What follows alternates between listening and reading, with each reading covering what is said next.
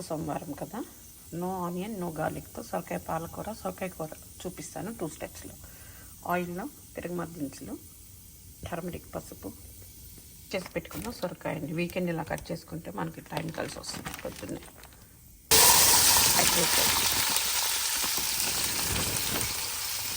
Salt, ఉప్పు కూడా వేయండి. సొరకాయ కర్రీ మీకు సింపుల్ వర్షన్ 2 in 1. దీన్ని తీసుకొని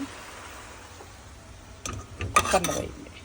మీకు ఒకవేళ లంచ్ బాక్స్ లేట్ అవుతుందంటే, ఈరోజు కొంచెం లేట్ అయ్యేటట్టు కొంచెం కారం, చిల్లీ పౌడర్ మిక్స్ చేసి కుక్కర్ మూత పెట్టేసేయండి. 2-3 minutesలో ఉడికిపోతుంది.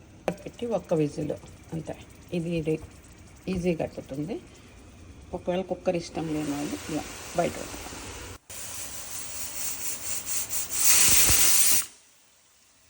కుక్కర్ విజిల్ వచ్చింది. ఓపెన్ చేసి చూపిస్తాను మీకు.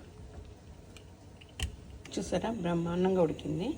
ఇది కూడా టేస్ట్ బాగుంటుందండి, బట్ ఎవరి ఇష్టం అది. ఒకే పాలకూర అంటే పాలు పోసే కూర అండి, పచ్చిపాలు ఇవి, కాచినవి కాదు.